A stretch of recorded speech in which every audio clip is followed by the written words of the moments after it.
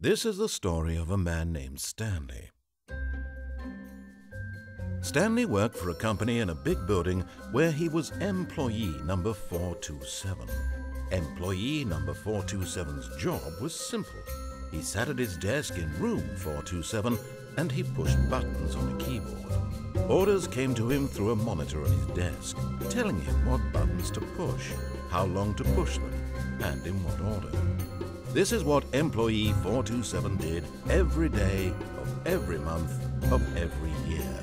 And although others might have considered it soul-rending, Stanley relished every moment that the orders came in, as though he had been made exactly for this job. And Stanley was happy. And then one day, something very peculiar happened. Something that would forever change Stanley. Something he would never quite forget. He had been at his desk for nearly an hour when he realized that not one single order had arrived on the monitor for him to follow. No one had showed up to give him instructions, call a meeting, or even say hi. Never in all his years at the company had this happened. This complete isolation. Something was very clearly wrong. Shocked, frozen solid, Stanley found himself unable to move for the longest time. But as he came to his wits and regained his senses, he got up from his desk and stepped out of his office.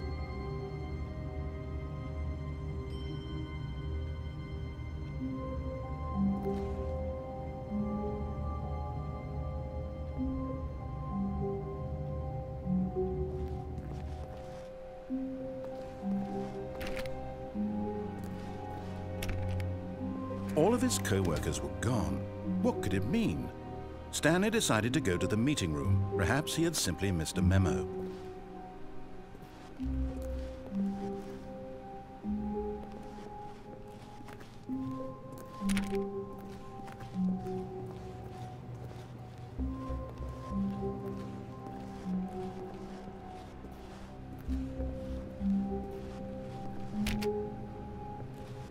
When Stanley came to a set of 2 open doors, he entered the door on his left.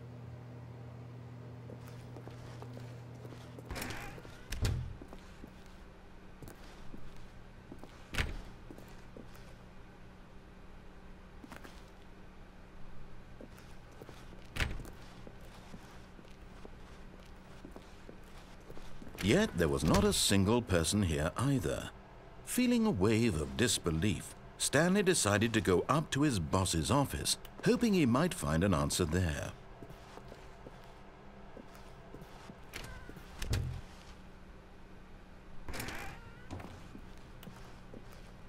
Stanley stepped into the broom closet, but there was nothing here, so he turned around and got back on track.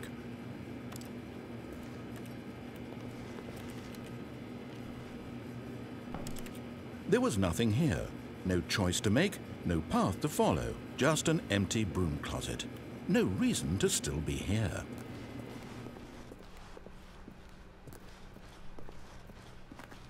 Coming to a staircase, Stanley walked upstairs to his boss's office.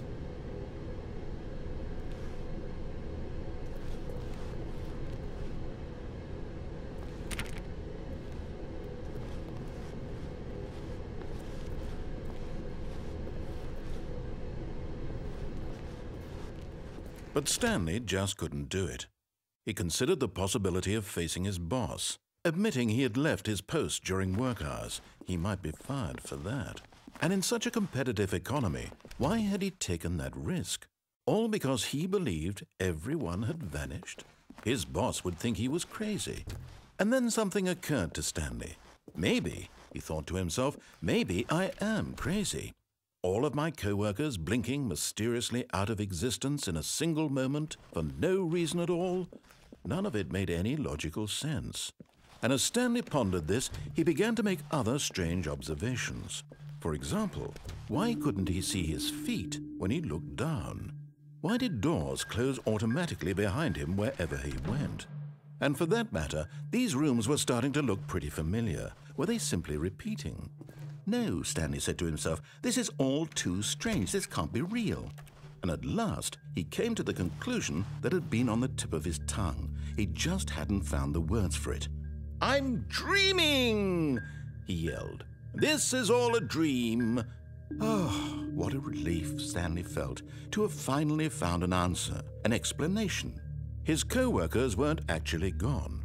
He wasn't going to lose his job. He wasn't crazy after all. And he thought to himself, I suppose I'll wake up soon. I'll have to go back to my boring real-life job pushing buttons. I may as well enjoy this while I'm still lucid. So he imagined himself flying and began to gently float above the ground. Then he imagined himself soaring through space on a magical starfield, and it too appeared. It was so much fun, and Stanley marveled that he had still not woken up. How was he remaining so lucid? And then perhaps the strangest question of them all entered Stanley's head.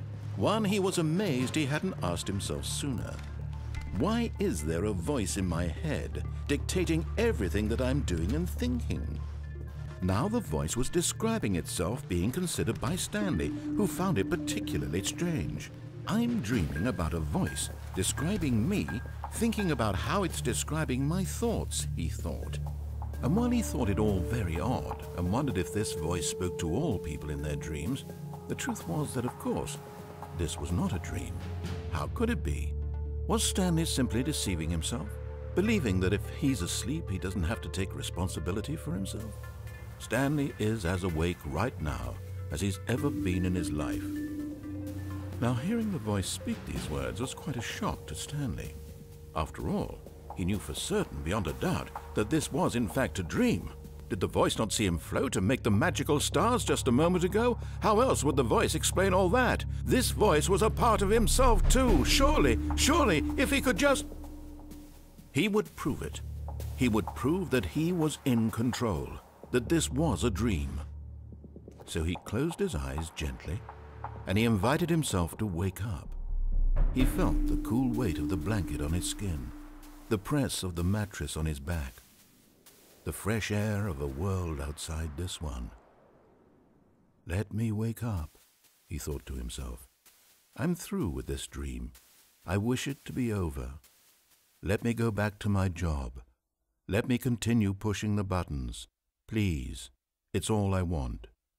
I want my apartment and my wife and my job. All I want is my life exactly the way it's always been. My life is normal. I am normal. Everything will be fine. I am okay.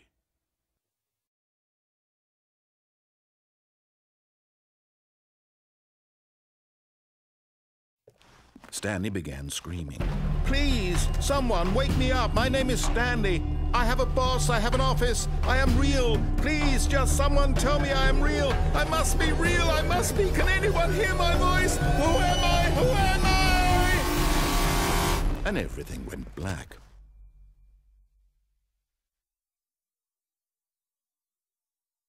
This is the story of a woman named Mariella.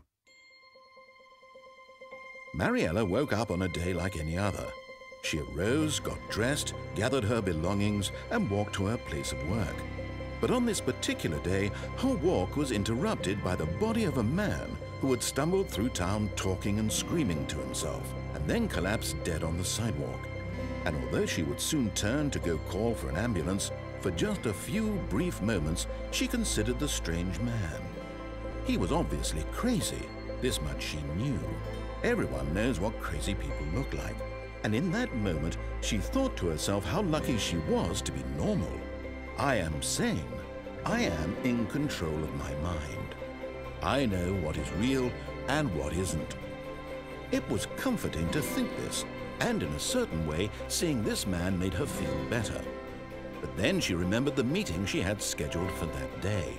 The very important people whose impressions of her would affect her career, and by extension, the rest of her life. She had no time for this, so it was only a moment that she stood there, staring down at the body. And then she turned and ran.